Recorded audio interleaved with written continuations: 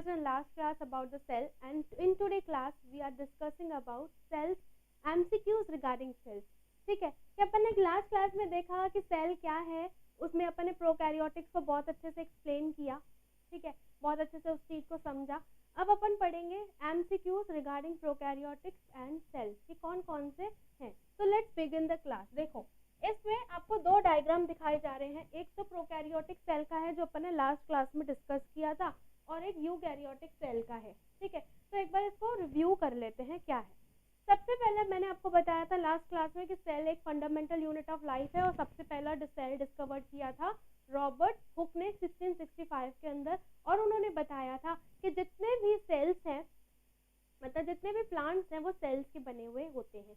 उन्होंने ये बताया कि जो प्लांट्स हैं उनके अंदर सेल्स पाए जाते हैं. किसने? रॉबर्ट हुक ने बताया.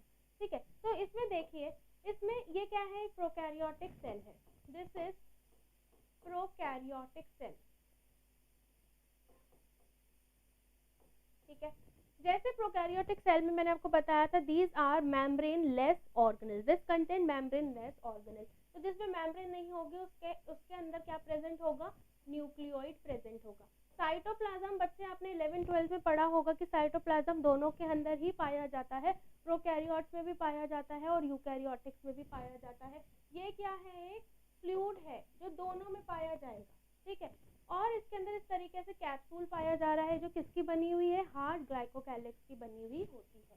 ठीक है, सेल वॉल पाई जाती है जो किसकी बनी हुई होती है? मैंने लास्ट में डिस्कस किया था, that is made up of peptidoglycans की. ठीक है, साइटोप्लाज्मिक मेम्ब्रेन पाई जाती है और राइबोसोम्स पाए जाते हैं एंड पिलाइज पाई जाती है और फ्लैजिला पाया जाता है. इस तरीके से जो पिलाइज और फ्लैजिला है वो एक तरीके के हेयर लाइक स्ट्रक्चर्स हैं जो इस तरीके से प्रोकैरियोटिक के अंदर पाई जाती है. डीएनए से क्या बनता है? आरएनए बनता है, और आरएनए से प्रोटीन का सिंथेसिस होता है, as you already know that. ठीक है, अब क्या है? एक यूकैरियोटिक सेल है. इस यूकैरियोटिक सेल में क्या पाया जाएगा? जितने भी ऑर्गेनेल्स होंगे वो सारे मेम्ब्रेन बाउंड होंगे और उन सबका एक अपना अपना फंक्शन होगा. तो अपन इसमें देखो, जैसे साइटोसॉल है उसका भी अपनी मेम्ब्रेन होगी. वेसिकल्स हैं जो फ्लूइड भर के रखेगा. माइटोकॉन्ड्रिया है जिसको power house of the cell बोलते हैं, और इसमें भी डबल लेयर पाई जाती है. जो न्यूक्लियस है वो भी डबल लेयर का बना हुआ होता है, एक इनर और एक आउटर. जो इनर लेयर है वो अंदर से जुड़ी हुई रहेगी, जो आउटर है वो न्यूक्लियस के बाहर होगी, जिसमें रफ एंडोप्लाज्मिक रेटिकुलम उससे जुड़ा हुआ रहेगा.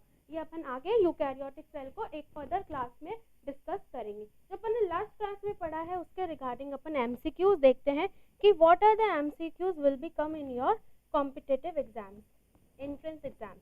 First MCQ is who proposed the cell theory. ये सेल थ्योरी किसने प्रपोज की? ठीक है, इस सेल थ्योरी किसने प्रपोज करी है? अपन ने लास्ट में देखा था कि जो सेल थ्योरी है उसमें 3 साइंटिस्ट का रोल था. कौन कौन सा? सेक्वान, सेक्लिडन और रुडोल्फ वर्च्यू. ठीक है, तो देखिए फर्स्ट ऑप्शन है Singer and Nicolson, Schwann and Schleiden, Hooke and Brown and Robertson. किसने डिस्कवर किया? सेक्वान एंड सेक्लिडन ने. कैसे? अपन ने पढ़ा था कि जो सेल थ्योरी है उसमें सबसे जो पहले साइंटिस्ट थे 1838 के अंदर, उनमें किसका रोल था? मैथियास का रोल था.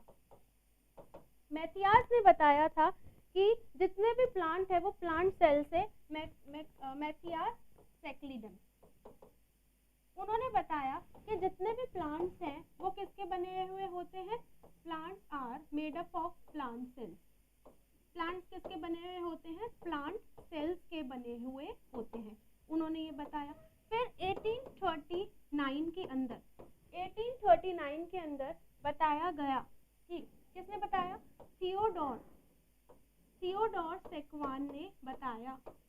थियोडोर सेक्वान ने बोला कि जितने भी एनिमल्स हैं वो एनिमल सेल के मिलके बने हुए होते हैं. All animals are made up of animal cells. ये किसने बोला? थियोडोर सेक्वान ने बोला. फिर जब इन दोनों के कंसेप्ट को रिफाइन किया गया है, क्या किया गया? रिफाइन किया गया. वो किसने किया? रुडोल्फ वर्च्यू ने किया. किसने? रुडोल्फ वर्च्यू ने. रुडोल्फ वर्च्यू ने इनको क्या, इस थ्योरी को क्या कर दिया? रीडिफाइन कर दिया. कब? 1855 के अंदर. उन्होंने बोला कि all cells are come from pre existing cells. Clear है, उन्होंने बोला था कि जितने भी सेल्स हैं वो किससे आते हैं, प्री एग्जिस्टिंग सेल से आते हैं, that is omni cellula e cellula. Clear है, ये इस तरीके से उन्होंने बताया। तो अगर यहाँ पर ऑप्शन के साथ में रुडोल्फ वर्च्यू भी होता तो वो भी क्या होता, राइट आंसर होता। क्लियर है ये क्वेश्चन, ओके।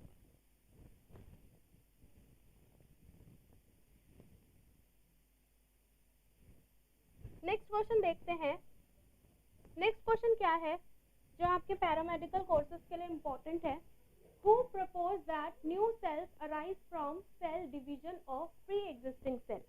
देखो, जब भी सेल अराइज होगा वो प्री एग्जिस्टिंग सेल से होगा, ये किसने बोला, रुडोल्फ वर्च्यू ने बोला।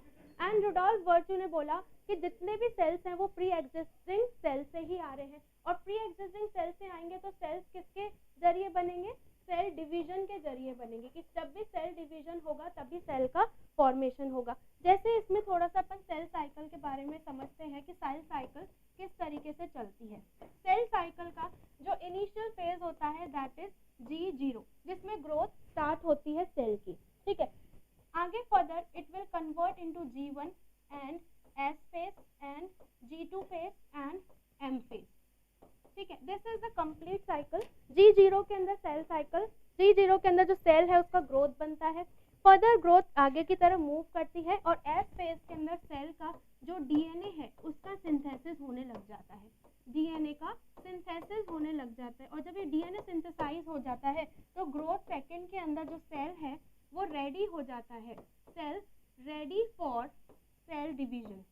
सेल किसके लिए रेडी हो जाता है, सेल डिवीजन के लिए रेडी हो जाता है, और इस फेज के अंदर माइटोसिस की प्रोसेस स्टार्ट हो जाती है कि cell it's ready to divide it's cells. Clear है, माइटोसिस कितने फेज में होता है, 4 फेजेस में होता है। इसका एक शॉर्टकट होता है जिसको अपन बोलते हैं पीमैट। क्लियर है, पीमैट क्या है, क्रोनोलॉजिकली लर्न करना है। पीमैट, PMAT, P for prophase, M for metaphase, A for anaphase and T for telophase. इसका सीक्वेंस होता है और इस सीक्वेंस से ही क्वेश्चन पूछ लिया जाता है। कभी भी प्रोफेज के बाद में टीलोफेज मत कर देना, टीलोफेज के बाद में मेटाफेज मत कर देना। Chronologically you have to learn this from T to T, that is PMAT is the hint for learning the mitosis division in the cell cycle. Clear है, तो सेल किसने बोला, रुडोल्फ वर्च्यू ने बोला कि जो सेल है वो प्री एग्जिस्टिंग सेल से ही आता है। I hope this question is clear to you, ठीक है। नाउ नेक्स्ट क्वेश्चन पे चलते हैं। नेक्स्ट क्वेश्चन क्या है, देखिए नेक्स्ट क्वेश्चन क्या है। Okay, this question is also very important. Which is the smallest cell. ध्यान दीजिए, अपन ने लास्ट क्लास में सेल के बारे में पढ़ा था और देखा था कि सेल आखिर होते क्या है। देखो, सेल अगर बात की जाए सबसे स्मॉलेस्ट की, वो होता है 0.3 माइक्रोमीटर म्यूमीटर। वो किसका देखने को मिलता है, माइकोप्लाज्म का। सबसे स्मॉलेस्ट सेल किसका है, माइकोप्लाज्म का, ठीक है। और सबसे लार्जेस्ट सेल जो है वो है egg of ostrich. Egg of ostrich का सबसे लार्जेस्ट सेल देखने को मिलता है सारे ऑर्गेनिज्म को अगर मैं कवर करूं। सारे ऑर्गेनिज्म मतलब जितने भी लिविंग ऑर्गेनिजम्स हैं उनको ऑर्गेनिज्म बोलते हैं बच्चों। और उन ऑर्गेनिज्म को अगर कवर किया जाए तो जो माइकोप्लाज्म है वो सबसे स्मॉलेस्ट है और जो लार्जेस्ट है वो है एग ऑफ ऑस्ट्रिच। क्लियर हो गया, ठीक है। अब अगर अपन ह्यूमंस की बात करें, अगर मैं ह्यूमंस की बात करूं तो ह्यूमंस में ये देखा गया है कि जो फीमेल है, ठीक है, उनके अंदर जो पाया जाने वाला ओवम है वो सबसे लार्जेस्ट है। ह्यूमंस की बात हो रही है यहाँ पे, ह्यूमंस की बात हो रही है। रिमेंबर दैट कि फीमेल के अंदर पाया जाने वाला ओवम सबसे लार्जेस्ट है और मेल के अंदर पाया जाने वाला स्पर्म सबसे स्मॉलेस्ट है। इस पे भी क्वेश्चन आता है अगर क्वेश्चन किससे आ रहा है, ह्यूमन बीइंग से रिलेटेड आ रहा है। क्लियर हो गया, ठीक है। आगे चले, देखिए क्वेश्चन में क्या था, which is the smallest cell, कि सबसे स्मॉलेस्ट सेल कौन सा है, क्या बैक्टीरिया है, क्या माइकोप्लाज्मा है, क्या ईस्ट है या फिर क्या ब्लू ग्रीन एल्गे है? तो राइट आंसर क्या होगा ऑल ओवर अगर ऑर्गेनिज्म की बात करूं दैट इज माइकोप्लाज्मा। क्लियर हो गया? ठीक है, आगे देखते हैं क्या है क्वेश्चन नेक्स्ट। इस तरीके से डायरेक्ट आपके पैरामेडिकल कोर्सेज में पूछे जाते हैं क्वेश्चन बच्चे, ठीक है। सो अगर कॉन्सेप्ट आपका क्लियर है, जी रूट एकेडमी में बहुत अच्छा कॉन्सेप्ट दिया जाता है, पूरा आपका थ्योरी कवर किया जाएगा, उसके रिगार्डिंग एमसीक्यूज कवर किए जाएंगे online as well as offline. Clear है? तो थर्ड क्वेश्चन क्या है या नेक्स्ट क्वेश्चन क्या है, in human which cell lack are nucleus, कि इन सेल में से किसके अंदर न्यूक्लियस पाया नहीं जाता। अपन ने पढ़ा था न्यूक्लियस किसने डिस्कवर्ड किया था, पुरकिंजर ने डिस्कवर्ड किया था, ठीक है। तो कौन से सेल है जिसके अंदर न्यूक्लियस पाया नहीं जाता, lymphocyte, red blood cells, RBC, monocytes, ठीक है, या फिर न्यूट्रोफिल्स, किसके अंदर पाया नहीं जाता। तो ध्यान दीजिएगा कि जो रेड ब्लड सेल्स हैं, जो आरबीसीज हैं, उनके अंदर न्यूक्लियस पाया नहीं जाता है। जो न्यूक्लियस होता है बच्चे वो क्या होता है, एब्सेंट होता है। क्लियर है? किसके अंदर, रेड ब्लड सेल्स के अंदर जो न्यूक्लियस है वो एब्सेंट होता है। बाकी लिम्फोसाइट में न्यूक्लियस पाया जाता है, मोनोसाइट में न्यूक्लियस पाया जाता है और न्यूट्रोफिल्स के अंदर भी न्यूक्लियस पाया जाता है। न्यूट्रोफिल्स और मोनोसाइट एंड लिम्फोसाइट, ये सारे के सारे WBC का जब क्लासिफिकेशन पढ़ते हैं उनके अंदर इनका जिक्र किया जाता है, ठीक है, उन्हीं के ये पार्ट्स हैं। ओके, ये अपन आगे पढ़ेंगे कि WBC कितने में डिवाइडेड है और उनके अंदर क्या, उनके अंदर न्यूक्लियस पाया जाता है या नहीं पाया जाता। तो क्लियर है ये क्वेश्चन? ठीक है, नेक्स्ट क्वेश्चन देखते हैं। नेक्स्ट क्वेश्चन क्या है, नेक्स्ट क्वेश्चन देखो क्या क्वेश्चन है, no membrane surround this organelle, ऐसे इन ऑर्गेनेल्स में कौन सा मेम्ब्रेन, किसमें मेम्ब्रेन नहीं होती, सराउंड नहीं करती। ऑर्गेनेल्स क्या है, ऑर्गेनेल्स क्या है, व्हाट आर ऑर्गेनेल्स, ऑर्गेनेल्स को अपन कह सकते हैं द पार्ट और composition of cell, the part और composition of cell is known as organelles. तो जितने भी ऑर्गेनेल्स हैं प्रोकैरियोटिक के अंदर, उसमें मैंने आपको पहले बता दिया था कि उनके अंदर मेम्ब्रेन नहीं होती है, लेकिन जितने भी यूकैरियोटिक्स हैं उनमें मेम्ब्रेन होती है। किसको छोड़ के डियर स्टूडेंट, लाइसोसोम्स को और राइबोसोम्स को छोड़ के। राइबोसोम्स से सिंगल लेयर पाई जाती है और लाइसोसोम्स के अंदर लेयर नहीं पाई जाती, कोई मेम्ब्रेन पाई नहीं जाती। तो राइट आंसर इसका क्या हो गया, लाइसोसोम हो गया। क्लियर? अब जो ये है बाकी के ऑप्शन क्या है, न्यूक्लियोलस, गोल्गी बॉडी और न्यूक्लियस।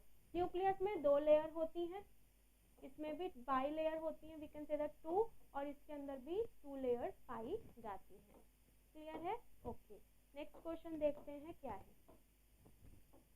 नेक्स्ट क्वेश्चन क्या है, bacteria possess small DNA other than cellular DNA which is called as, okay, जो DNA है वो नॉर्मली सेल के न्यूक्लियस के अंदर पाया जाता है। जैसे एग्जांपल मैंने न्यूक्लियस बनाया, सेल बनाया, दिस इज सेल, सेल के अंदर क्या पाया जाएगा, न्यूक्लियस पाया जाएगा। इस न्यूक्लियस के अंदर जेनेटिक इंफॉर्मेशन है और इसके अंदर इस तरीके से DNA भी मौजूद है, ठीक है, DNA भी मौजूद है। जस्ट एग्जांपल, अब इसके कुछ DNA के छोटे छोटे पार्ट्स, कुछ पीसेस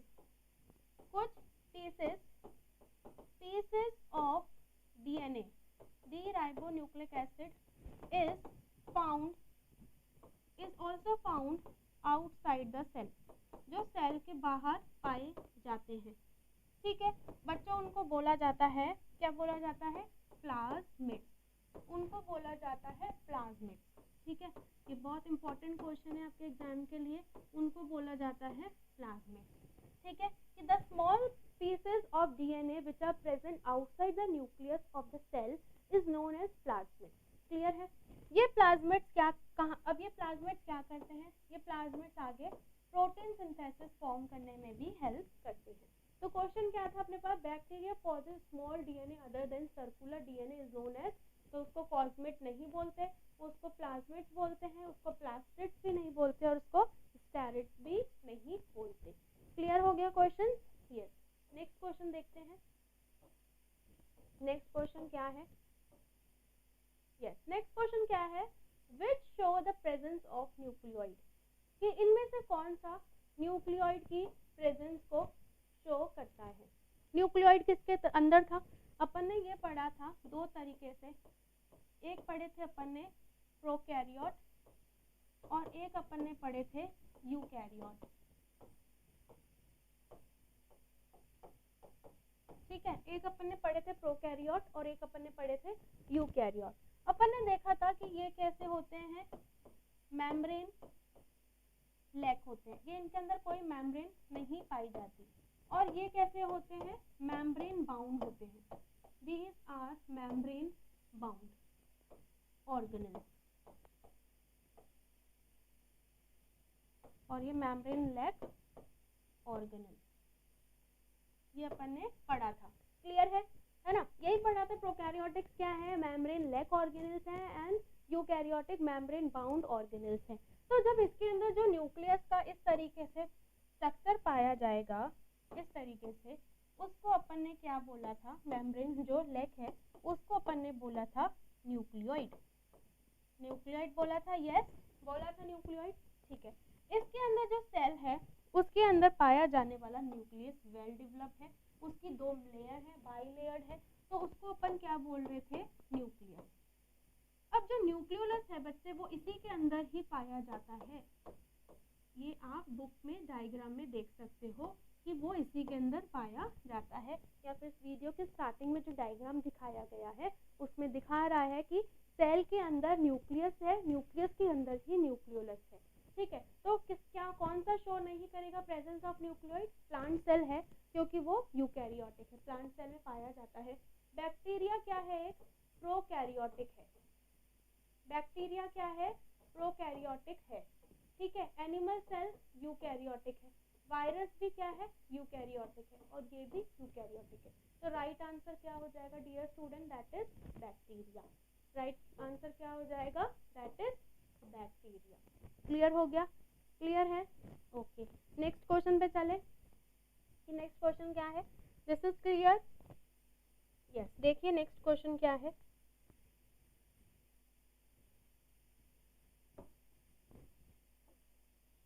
देखो नेक्स्ट क्वेश्चन क्या आया, देखते हैं। The cell wall of fungi is made up of which substance, कि फंजाई की सेल वॉल किसकी बनी हुई होती है। अपन ने पढ़ा था प्रोकैरियोटिक्स जो है, जो प्रोकैरियोटिक्स है उसकी जो सेल वॉल है वो बनी हुई थी किसकी बनी हुई थी? पेप्टिडोग्लाइकन्स की। और इस पेप्टिडोग्लाइकन्स को अपन ने लास्ट क्लास में बहुत अच्छे से समझा है। ठीक है, यूकैरियोटिक्स के अंदर अगर बात की जाए तो यूकैरियोटिक्स किस में डिवाइडेड है? दो में। एक तो हो गया प्लांट सेल और दूसरा हो गया एनिमल सेल। एनिमल सेल, जो प्लांट सेल है और जो एनिमल सेल है, प्लांट सेल के अंदर सेल वॉल प्रेजेंट होती है, प्लांट सेल के अंदर सेल वॉल प्रेजेंट होती है, और एनिमल सेल के अंदर सेल वॉल एब्सेंट होती है। ये आपने पढ़ा होगा आपके 11th-12th में कि एनिमल सेल के अंदर सेल वॉल पाई नहीं जाती, सिर्फ और सिर्फ प्लाज्मा मेम्ब्रेन पाई जाती है। लेकिन प्लांट सेल के अंदर सेल वॉल पाई जाती है, और प्रोकैरियोटिक्स के अंदर सेल वॉल के साथ साथ में ग्लाइकोकैलिक्स भी पाया जाता है, that is known as capsule और सेल एनवेलप। ठीक है, तो ये जो सेल वॉल है प्लांट की, वो बनी हुई होती है डियर स्टूडेंट सेलुलोज की। इसके अंदर किसकी बन रही है? पेप्टिडोग्लाइकन्स की। और प्लांट सेल के अंदर किसकी बनी हुई होती है? सेलुलोज की बनी हुई होती है। This is one more important question for your paramedical courses like nursing courses. ठीक है, ओके। तो अब क्या क्वेश्चन क्या बोला? क्वेश्चन ने बोला कि कौन सा सेल वॉल, फंजाई का ऐसा सेल वॉल जो किसका बना हुआ होता है? स्टार्च का बना हुआ नहीं होता। सेलुलोज तो किसमें मिलता है? प्लांट सेल में बनता है। और पैक्टिन का भी ये बना हुआ नहीं होता, ये बना हुआ होता है चिटिन का। तो जो सेल वॉल है फंजाई की, वो किसकी बनी हुई होती है? चिटिन की बनी हुई होती है, या काइटिन की बनी हुई होती है। ठीक है, नेक्स्ट क्वेश्चन देखते हैं क्या है।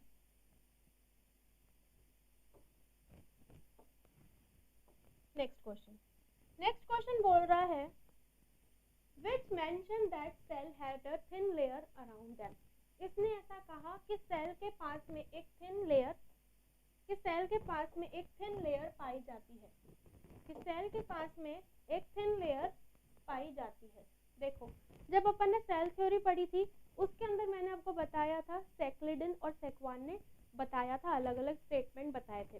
सेक्लिडन ने बोला था 1838 के अंदर कि जितने भी प्लांट्स हैं वो प्लांट सेल के बिंदे हुए बने होते हैं, और थियोडर सेक्वान ने बताया था 1839 के अंदर कि जितने भी सेल हैं वो किसके बने हुए हैं, जितने भी एनिमल हैं वो किसके बने हुए हैं, एनिमल सेल के अंदर बने हुए हैं। उन्होंने बताया, किसने, सेक्वान ने बताया, साथ में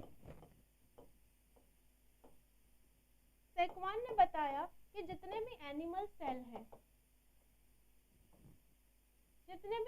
सेल हैं उनके वहां पर एक थिन लेयर और पाई जाती है। ठीक है, तो राइट आंसर क्या हो गया इसका, सेक्वान। ओके, तो इन्होंने बताया था।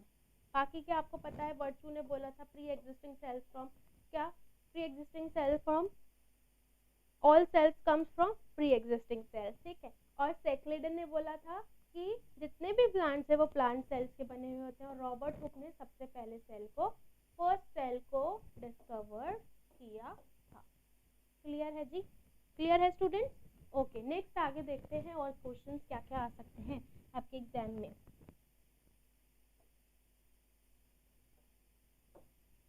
देखिए,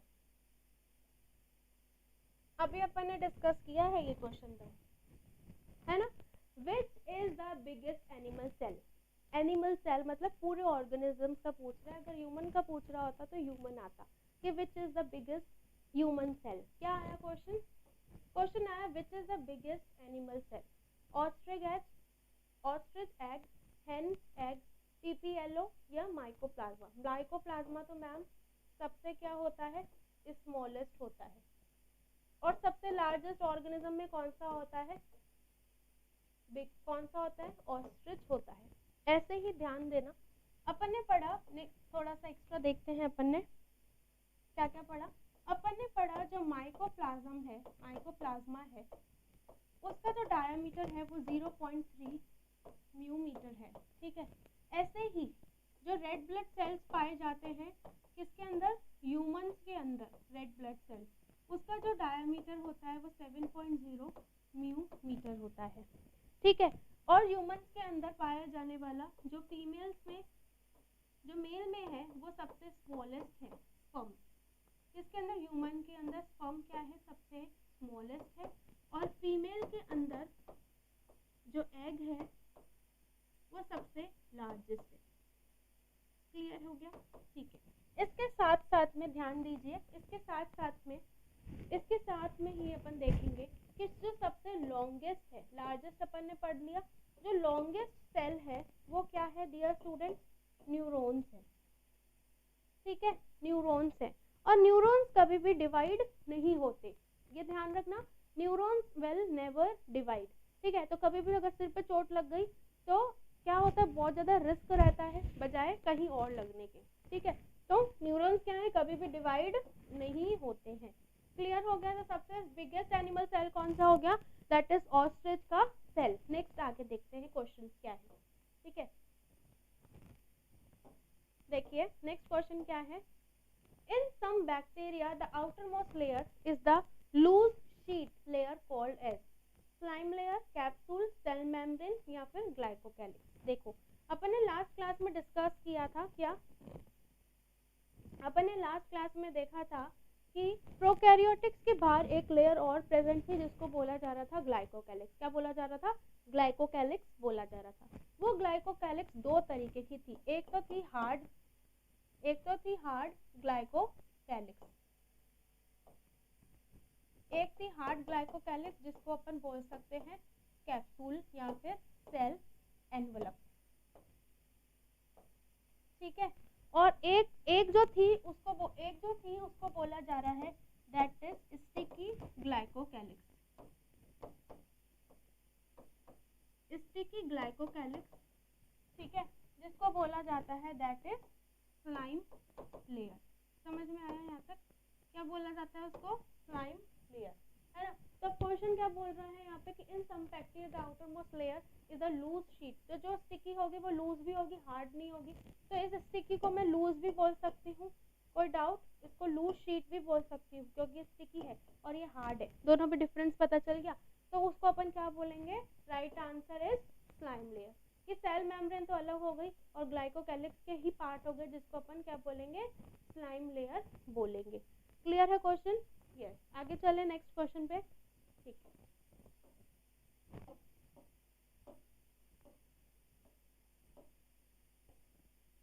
देखो नेक्स्ट क्वेश्चन क्या है, the plasma membrane is made up of. Plasma membrane अपन ने लास्ट क्लास में डिस्कस किया था कि जो प्लाज्मा मेम्ब्रेन है वो फॉस्फोलिपिड्स की बनी हुई है और जो सेल वॉल है वो पेप्टिडोग्लाइकन्स की बनी हुई है, यही डिस्कस किया था।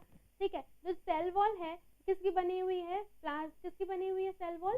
क्या क्वेश्चन है कि the plasma membrane is made up of, और जो सेल वॉल है वो किसकी बनी हुई है, पेप्टिडोग्लाइकन्स की। तो यहाँ पे सिर्फ डिस्कशन किसका होगा, प्लाज्मा मेम्ब्रेन का डिस्कशन होगा कि प्लाज्मा मेम्ब्रेन किसकी बनी हुई होती है डियर स्टूडेंट, वो बनी हुई होती है आपकी फॉस्फोलिपिड्स की, फॉस्फोलिपिड्स की बनी हुई होती है। मतलब इसके अंदर एक तो फॉस्फोरस ग्रुप होता है, फॉस्फोरस के कंपाउंड्स होते हैं और साथ में लिपिड्स के भी होते हैं। क्लियर है, साथ में किसके होते हैं, लिपिड्स के भी होते हैं। तो फॉस्फोरस एंड लिपिड्स, जो फॉस्फोरस है ये किसको बोल सकते हैं, we can say that protein. क्या कार्बोहाइड्रेट्स होते हैं? नहीं होते, तो ये तो यहीं कट जाएंगे ना दोनों। और सिर्फ ओनली लिपिड भी नहीं होते, तो बचा क्या, प्रोटीन एंड लिपिड। तो this is the right answer of this question. इस तरीके से you can solve this question by the help of elimination method, कि अपन कोई भी अपने पास क्वेश्चन आ रहा है और अपन उसमें क्या कर रहे हैं, अपने थ्योरी को अप्लाई करके अपन एलिमिनेशन मेथड के थ्रू एक प्रॉपर आंसर फाइंड आउट कर रहे हैं। This will also help you to crack your entrance exams. Clear है? तो नेक्स्ट क्वेश्चन की तरफ चलते हैं। नेक्स्ट क्वेश्चन क्या कहता है, नेक्स्ट क्वेश्चन देखो, नेक्स्ट क्वेश्चन क्या है, cells are a structural and functional unit of organism who found that. मैंने आपको बताया था कि जो सेल है वो कहाँ क्या है, स्ट्रक्चरल फंक्शनल यूनिट है। स्टार्टिंग में बताया था कि वो किसने बोला, सेक्वान ने बोला था। सेक्वान के साथ साथ में किसने बोला, सेक्लिडन ने भी बोला था यही चीज। क्यों? क्योंकि उन्होंने बताया था कि प्लांट्स किसके बने हुए हैं, प्लांट सेल्स के, और सेक्वान ने बताया कि जितने भी एनिमल्स हैं वो किसके बने हुए हैं, एनिमल सेल के। तो इसमें क्या हो जाएगा dear student, Schwann and Schleiden is the right answer of this question. Robert Hooke ने तो सिर्फ और सिर्फ सेल की डिस्कवरी करी थी, ठीक है, और एरिस्टोटल ने क्लासिफिकेशन में मदद करी थी। किसमें मदद करी थी, क्लासिफिकेशन में मदद करी थी। और मैंडल्स ने तो अलग ही अपने रूल्स दिखाए, रूल बताया था।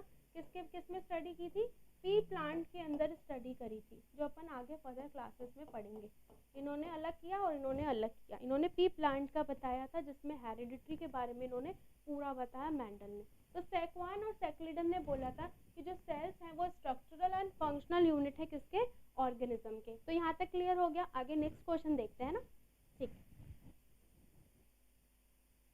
देखो नेक्स्ट क्वेश्चन क्या है। ओके, नेक्स्ट क्वेश्चन क्या है, it is the power house of the cell. इनमें से ऐसा कौन सा power house of the cell है, देखना। सेल ऑर्गेनेल अलग अलग तरीके की होती हैं, ठीक है, जैसे कि लाइजोसोम, ठीक है, जैसे कि लाइजोसोम, जैसे कि राइबोसोम, ठीक है, जैसे कि माइटोकॉन्ड्रिया, जैसे गोल्गी अपैरेटस, ठीक है, गोल्गी अपैरेटस। ऐसे अलग अलग तरीके की क्या होती हैं, सेल की ऑर्गेनेल्स होती हैं। क्लोरोप्लास्ट भी होता है, न्यूक्लियस भी होता है, गोल्गी अपैरेटस भी होता है। लेकिन इन सब में से power house of the cell किसको बोला जाता है, power house of the cell बोला जाता है बच्चों माइटोकॉन्ड्रिया को। सेल के एक ऐसा ऑर्गेनेल जिसको बोला जा रहा है माइटोकॉन्ड्रिया, और उसको बोला जाता है power house of the cell. क्यों बोलते हैं, लेट्स डिस्कस ऑन दिस। देखो माइटोकॉन्ड्रिया।